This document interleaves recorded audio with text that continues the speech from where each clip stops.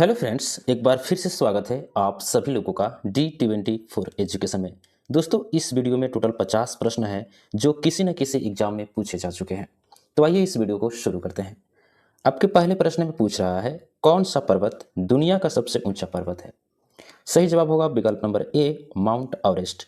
Mount Everest दुनिया का सबसे ऊंचा पर्वत है। यदि आपसे पूछे कि भारत का सबसे ऊंचा पर्वत कौन सा है, तो आपको सही जवाब देना है कंचनजंगा। लेकिन दुनिया का सबसे ऊंचा माउंट एवरेस्ट जो नेपाल देश में स्थित है। यूपीएससी 2018 में यह प्रश्न पूछा जा चुका है। अगले प्रश्न में पूछ रहा है कि भारत का राष्ट्रीय पक्षी कौन सा है? तो भारत का राष्ट्रीय पक्षी है मोर। विकल्प नंबर 20 सही जवाब होगा। आपके अगले सवाल में पूछ रहा है कि भारतीय स्वतंत्रता संग्राम में पेशवा बालाजी किसे कहा जाता था? तो सही जवाब होगा विकल्प नंबर बी, बालाजी राव, अर्थात पेशवा बालाजी बाजीराव। ठीक है, विकल्प नंबर 20 सही जवाब होगा। यूपीएससी 2019 में प्रश्न पूछा जा चुका है। अगले प्रश्न में पूछ रहा है 4 नंबर की, प्राचीन भारत के किस शासक को सिंह की उपाधि दी गई थी? तो सही जवाब होगा विकल्प नंबर सी, विक्रमादित्य को सिंह की उपाधि दी गई थी। अगले प्रश्न में पूछ रहा है 5 नंबर, भारतीय संविधान का कौन सा अनुच्छेद राष्ट्रीय ध्वज से संबंधित है? तो सही जवाब होगा विकल्प नंबर ए, अनुच्छेद 51 ए। संबंधित है किससे? तो राष्ट्रीय ध्वज से। अगले प्रश्न में पूछ रहा है 6 नंबर की, सागरमाला परियोजना किससे संबंधित है? सही जवाब होगा विकल्प नंबर ई, बंदरगाहों का विकास से संबंधित है सागरमाला परियोजना। एसएससी सीएचएसएल 2018 में प्रश्न पूछा जा चुका है। अगले प्रश्न में पूछ रहा है कि भारत के पहले राष्ट्रपति कौन थे? तो सही जवाब होगा डॉक्टर राजेंद्र प्रसाद भारत के पहले राष्ट्रपति थे। और एसएससी सीजीएल 2015 में प्रश्न पूछा जा चुका है।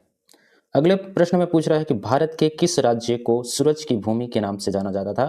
तो सही जवाब होगा, जाना जाता है, तो सही जवाब है इसका विकल्प नंबर बी, राजस्थान को सूरज की भूमि के नाम से जाना जाता है। यूपीएससी 2017 में प्रश्न पूछा जा चुका है। अगले प्रश्न में पूछ रहा है कि काकोरी कांड किससे संबंधित है? काकोरी कांड संबंधित है किससे? तो हिंदुस्तान रिपब्लिकन एसोसिएशन से, ये संगठन का नाम है। और इसी संगठन में कुछ लोग थे, ठीक है, उन्होंने काकोरी कांड को अंजाम दिया था। ये कांड हुआ था आपको ट्रेन में जो कर का पैसा होता है जो अंग्रेज वसूल करते थे, उसी पैसों को लूटने का कांड हुआ था, उसी पैसों को लूटा गया था। ठीक है, काकोरी कांड में। अगले प्रश्न में पूछ रहा है कि पानीपत की तीसरी लड़ाई कब हुई थी? तो पानीपत की तीसरी लड़ाई हुई थी 1761 ईस्वी में।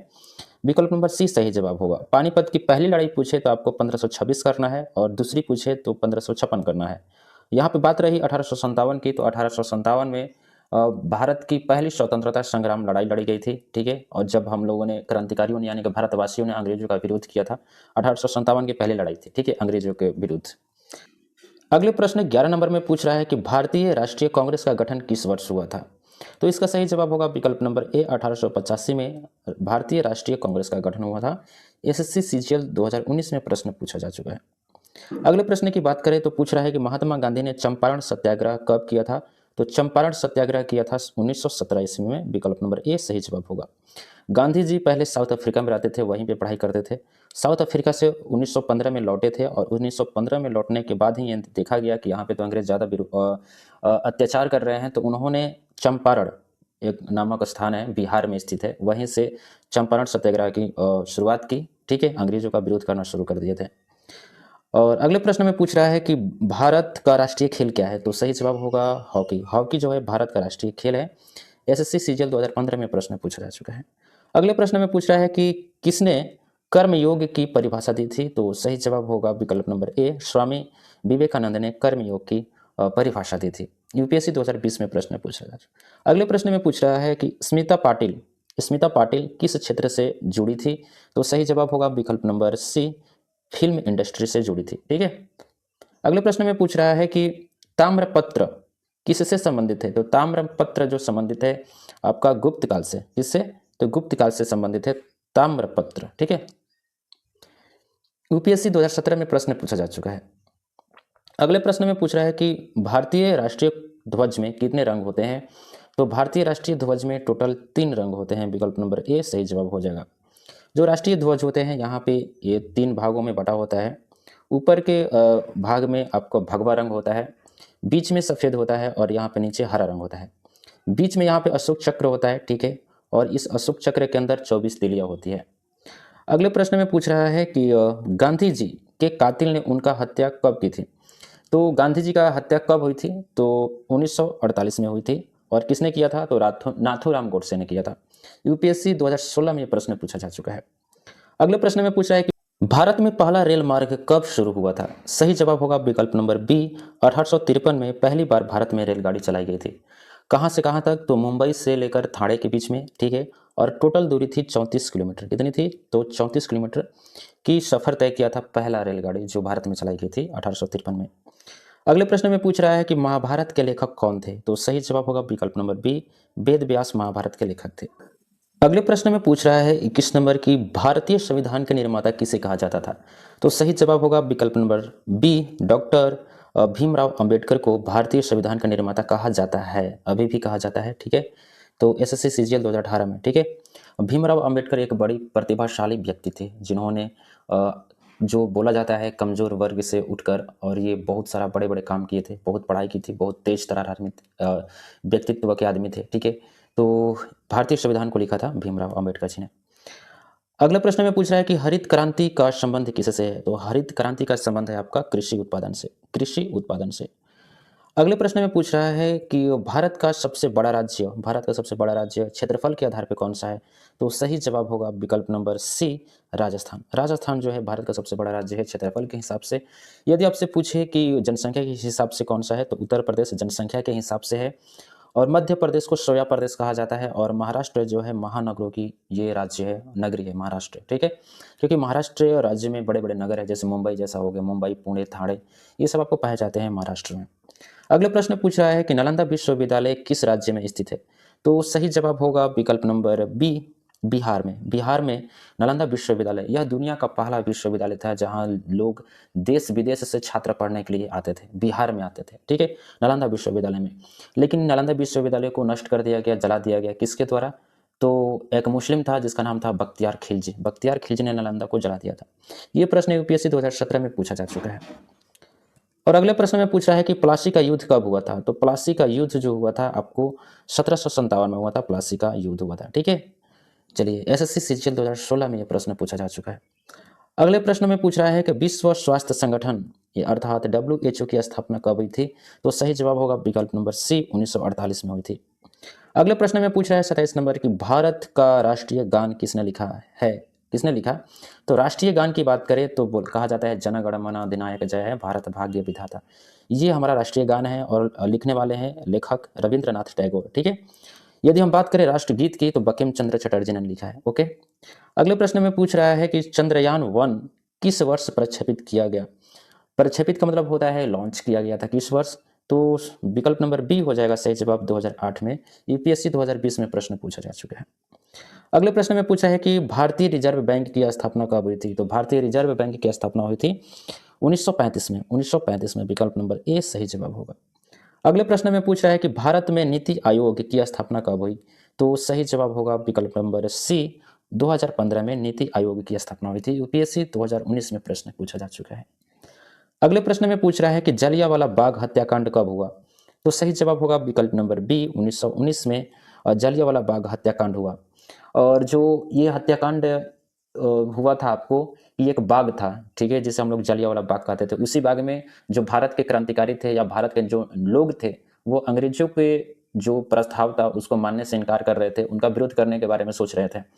लेकिन ये किसी भी प्रकार के क्रांतिकारी नहीं थे, ठीक है। कोई मतलब कि जन माल का हानि नहीं करते थे उसमें पहुंचे हुए लोग। लेकिन फिर भी जनरल डायर ने क्या किया, इन निहत्थे हाथों लोगों पे गोलियां चला दी, ठीक है।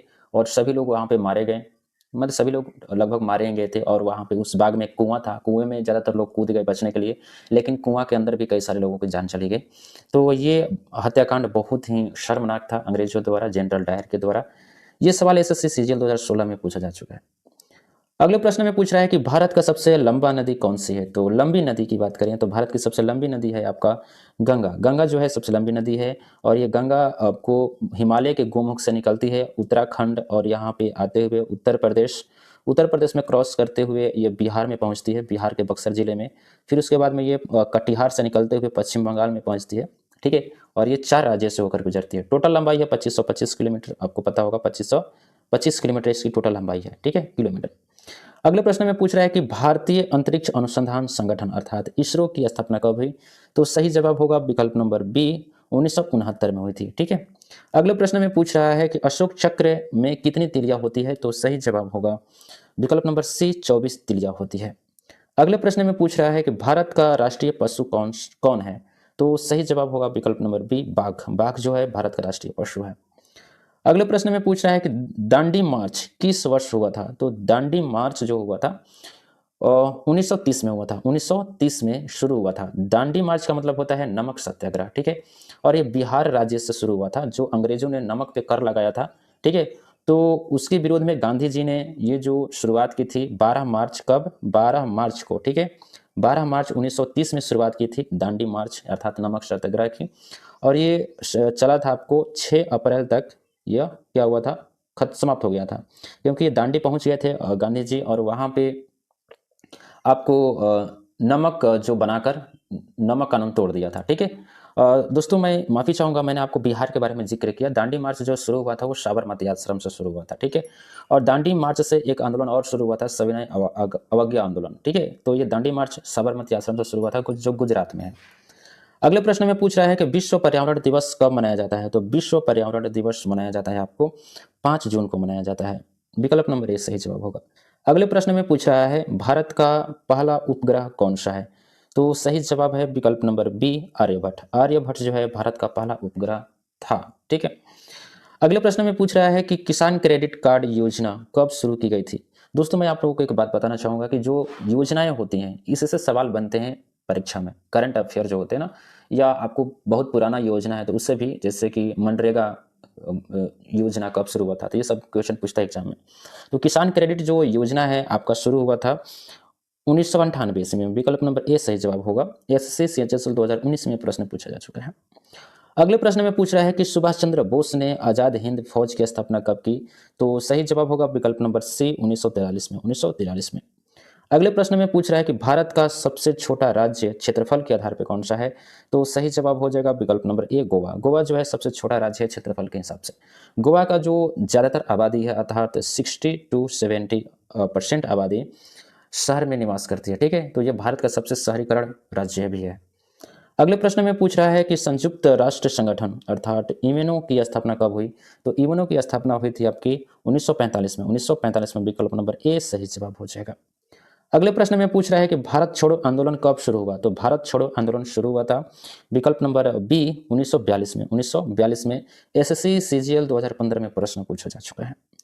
अगले प्रश्न में पूछ रहा है कि हड़प्पा सभ्यता किस नदी के किनारे विकसित हुआ? तो विकसित हुई, तो सही जवाब होगा विकल्प नंबर सी, सिंधु नदी। सिंधु नदी के किनारे हड़प्पा सभ्यता विकसित हुई। हड़प्पा सभ्यता जो है पाकिस्तान और भारत के क्षेत्रों में पाया जाता है। ठीक है। और ये विकसित है। ओके। पहले माना जाता है कि आज से करीब 8000 साल पहले ये सभ्यता रही है, और ये किसी न किसी कारण, ठीक है, नष्ट हो गया। इनकी जो संस्कृति है, इनकी जो विरासत है वो समाप्त हो गई। वैज्ञानिक ऐसा मानते हैं कि कोई मतलब कि बाढ़ आई होगी नदी में, सिंधु नदी में, तो सभी सभ्यता खत्म हो गए। लेकिन हम बात करें तो ऐसा कोई ठोस प्रमाण 100% नहीं है कि कैसे ये खत्म हो गया। ठीक है। तो हड़प्पा सभ्यता का जो मेन शहर होता है लोथल और मोहनजोदड़ो पाकिस्तान के क्षेत्र में है। लोथल आपको पाया जाता है भारत में, गुजरात क्षेत्र में और राजस्थान के कुछ क्षेत्र में आपको पाए जाते हैं हड़प्पा सभ्यता के कुछ विरासत। अगले प्रश्न में पूछ रहा है कि भारतीय संविधान कब लागू हुआ? तो भारतीय संविधान लागू हुआ था 26 जनवरी 1950 को। 26 जनवरी 1950 को लागू हुआ था। ठीक है। अगले प्रश्न में पूछ रहा है कि भारत का राष्ट्रीय गीत कौन सा है? तो राष्ट्रीय गीत अर्थात वंदे मातरम, सुजलाम सुफलाम मलयम जय शीतलम स्वस्य श्यामलम मातरम, ये होता है हमारा राष्ट्रीय गीत। और इनको क्या है? ये वंदे मातरम सही जवाब होगा। विकल्प नंबर ए सही जवाब होगा, क्योंकि और इनके लेखककार थे बंकिम चंद्र चटर्जी। ठीक है। अगले प्रश्न में पूछ रहा है कि गुट निरपेक्ष आंदोलन अर्थात NAM की शुरुआत कब हुई थी? तो सही जवाब होगा विकल्प नंबर बी, 1961 में। 1961 में आपको गुट निरपेक्ष आंदोलन की शुरुआत हुई थी। अगले प्रश्न में पूछ रहा है कि भारत में पहला आम चुनाव कब हुआ था? तो भारत में पहला आम चुनाव हुआ था 1951 से लेकर 1952 तक। ठीक है। अर्थात 1951 के नवंबर महीने से शुरुआत हुई थी और ये फरवरी मार्च तक 52 में चला था। ठीक है। 1951 नवंबर महीने में शुरुआत हुई थी और ये कब कब तक चला, तो 1952 के फरवरी मार्च महीने तक चला। और पहला आम चुनाव हुआ था। उस आम चुनाव में भारतीय राष्ट्रीय कांग्रेस की जीत हुई थी और भारत के पहले प्रधानमंत्री जवाहरलाल नेहरू बने थे। ठीक है। अगले प्रश्न में पूछ रहा है कि विक्रम साराभाई किस क्षेत्र से जुड़े थे। तो विक्रम साराभाई एक वैज्ञानिक थे और ये विज्ञान के क्षेत्र से जुड़े थे। ठीक है। आपको मैं बता दूं कि जो इसरो की संगठन है, इसरो संगठन जो है हमारे देश के अंतरिक्ष एजेंसी, जहाँ पे सैटेलाइट लॉन्च की जाती है, तो इनकी नींव डाली थी। ठीक है। विक्रम साराभाई ने ही अध्यक्ष थे इसरो की। और जो हुआ था 1969 में, ठीक है, नींव डाली गई थी, अर्थात संगठन शुरू हुआ था इसरो का। अगले प्रश्न में पूछ रहा है कारगिल युद्ध कब हुआ था। तो कारगिल युद्ध हुआ था भारत और पाकिस्तान के बीच में। और कब हुआ था, तो 1999 में हुआ था। 1999 में हुआ था। यूपीएससी 2016 में प्रश्न पूछा जा चुका है। तो दोस्तों ये रहे टोटल 50 प्रश्न। उम्मीद करता हूँ कि सारे प्रश्न आपको जरूर पसंद आए होंगे और वीडियो भी आपको पसंद आया होगा। वीडियो पसंद आया तो वीडियो को लाइक कीजिए। इस तरह के और वीडियो देखने के लिए चैनल को सब्सक्राइब कीजिए। यदि आपको कुछ पूछना है तो आप मुझे प्लीज़ कमेंट कीजिए। मिलते हैं अगले वीडियो में इस तरह के और वीडियो देखने के लिए। तो वीडियो देखने के लिए बहुत बहुत धन्यवाद।